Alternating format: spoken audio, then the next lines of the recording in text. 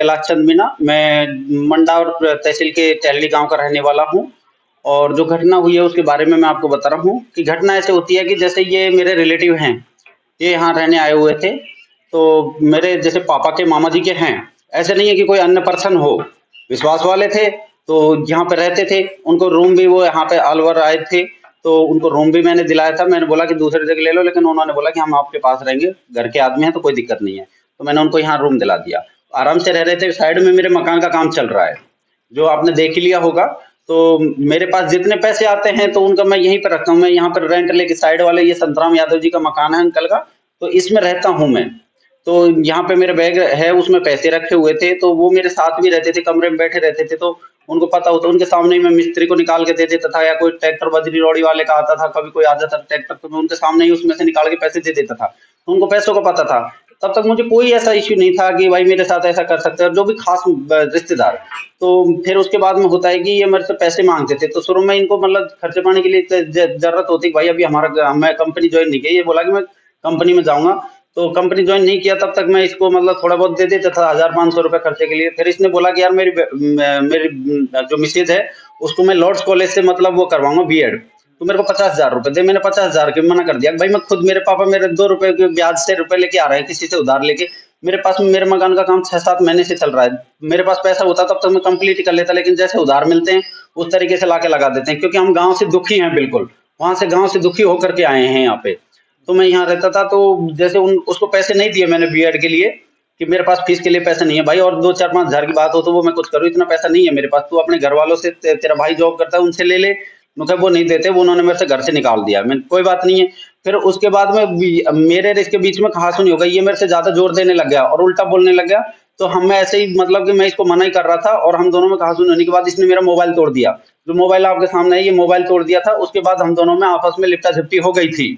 ठीक है। उसके बाद में मैं यहाँ से चला गया, वो कहासुनी होने के बाद में मकान पे से चला गया कि यार मेरे को झगड़ा नहीं करना, मैं यहाँ से चल जाता हूँ, ये समय है। मेरा दोस्त इसके रूम पे चला गया था मैं यहाँ से। उसके बाद में इन्होंने घटना को अंजाम दिया है, जो सीसीटीवी कैमरे में कैद है। मेरे रूम के सामने सीसीटीवी लगा हुआ है। इनकी वाइफ आती है, कोमल मीना, वाइफ ऑफ सुखराम मीना। वो आती है, मेरे लॉक को तोड़ने की कोशिश करती है। जब लॉक नहीं टूटता है तो साइड में ये विंडो है, इसको ऐसे खोलती है। खोलने के बाद इसमें दीवार फांद के अंदर जाती है, और वहां मेरे रखे हुए बैग में, जो इनको पहले से पता था कि इस बैग में पैसे रखे हुए हैं, उस बैग में 2,57,000 रुपए थे मेरे। वो निकालते हैं। और इनके जो साथी लोग हैं वो बाहर खड़े रहते हैं, जिसमें सुखराम मीना है और एक अन्य व्यक्ति है जिसको मैं नहीं जानता, उसको सामने आने पे मैं पहचान सकता हूँ। कोमल मीना जो अंदर से पैसे लेकर के उनको अपने अंदर का आती है, हाथ में भी नहीं लेके आती है। अपने जैसे उन्होंने सूट पहन रखा था उसके अंदर कैसे छिपा के ला रही है, वो तो उनको पता है किस तरीके से कहाँ रख के लाई है। वो पैसे को लेके आ रही है मेरे को, और पैसे को लेकर के फिर खिड़की से फिर बाहर आई है, और फिर वो यहाँ से गए हैं। फिर उन्होंने वो जो मतलब कहासुनी हुई थी उसका मेरे ऊपर ही उल्टा मुकदमा दर्ज करा दिया रावली विहार थाने में 151 में। मुझे एक मेरा दोस्त था, उसको भी बंद करा दिया। दोस्त को ये उठा करके लेके गए हैं जगन्नाथ जी मंदिर के सामने अंजलि मेडिकल से, जिसकी सारी घटना अंजलि मेडिकल के सीसीटीवी कैमरे में कैद है। वहां से उसका अपहरण करके लेके गए, उसको मारा पीटा है इसके भाइयों ने। उसको जगराम मीणा और सुरेंद्र मीणा, जो इसके भाई थे, सगे भाई, वो आए हैं बोलेरो में, उसको पटक के लेके गए हैं और उसके साथ मारपीट किया। अरावली विहार में मेरे भी नाम एफआईआर दर्ज करा दी।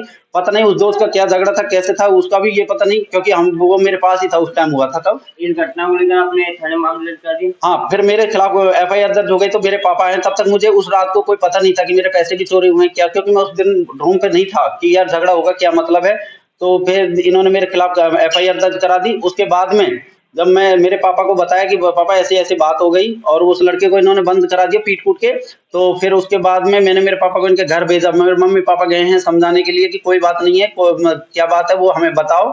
फिर इन्होंने बोला कि ऐसी कोई बात नहीं है, आप टेंशन मत लो। फिर सुबह मेरे मम्मी पापा भी आए हैं, उन्होंने इनसे बोला है कि आप मतलब कि देख लीजिए, ऐसा मत करिए, रिश्तेदारी है, रिश्तेदारी की बात है। अब अपन मतलब मेरी दादी के भतीजे हैं, खास मेरे पापा के मामा के लड़के हैं।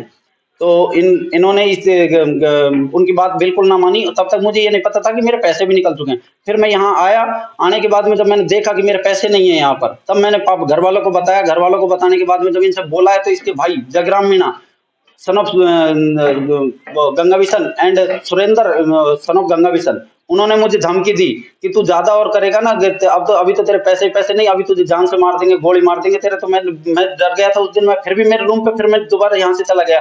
फिर मैंने घर वालों को बात की कि पापा इससे पैसे दिला दो, मेरे को कोई झगड़े वगड़े से मतलब नहीं है, हमको सिर्फ हमारे पैसे चाहिए, जो हमने किसी से उधार ले रखे हैं वो हमारे मकान का काम है भाई, हमारे पैसे दे दे, हमको कोई मतलब नहीं है। फिर इन्होंने धमकी देके यहाँ से चले जाते हैं। उसके बाद में मैंने यहाँ से मुकदमा दर्ज कराया है अरावली विहार थाने में इनके खिलाफ। जब मैंने सारी घटना सीसीटीवी में देखी है, तो उसको देखने के बाद में जब मैंने मुकदमा दर्ज कराया है, जिसकी पूरी रिपोर्ट मैंने अरावली विहार थाने में दे दी है। उसके बाद में अब पुलिस क्या कार्रवाई करती है वो पुलिस के ऊपर है। मैं सिर्फ हाथ जोड़ के इतनी विनती करना चाहूंगा कि जो प्रशासन मेरी हेल्प करे। और मैं गरीब आदमी हूँ, मेरे पापा खेती करते हैं और मेरा भाई अभी नौकरी लगा है, और मैं कहाँ से ब्याज पर रुपए लेके आ रहा हूँ, क्योंकि इससे पहले भी मेरे साथ गांव में घटना हो चुकी है। उससे दुखी होकर के हम यहाँ अलवर में आए हैं। मेरे मामाओं के सपोर्ट से, जो मेरे मामा जॉब करते हैं, उन्होंने हमें पैसे देकर प्लॉट दिलाया है। और अब इधर उधर से मैंने दो तीन लोगों से ब्याज पे भी पैसे लेकर के और पूरे कर्जे में डूबा हुआ हूँ। और मैं अपने कैसे कैसे जीवन यापन करने की सोच रहा हूँ। मैं एक स्टूडेंट हूँ, मेरे खुद का फ्यूचर का भी सवाल है। और मेरे बस इतना है, मैं इतना चाहूंगा कि मेरे पैसे दिलाए जाएं और मेरी मदद की जाए। और मेरी जान को भी जोखिम हो सकता है, क्योंकि वो लोग इतने खतरनाक हैं कि वो अपहरण करके मेरे दोस्त को ले जा सकते हैं। तो वो मेरे को भी जान से मारने की धमकी दिया, तो मेरे साथ भी कुछ भी घटना घट सकती है। तो प्रशासन मेरी हेल्प करे। मैं अगर कहीं भी मैं कसूरवार पाया जाता हूँ तो उस चीज का मैं दंड का भागी रहूंगा।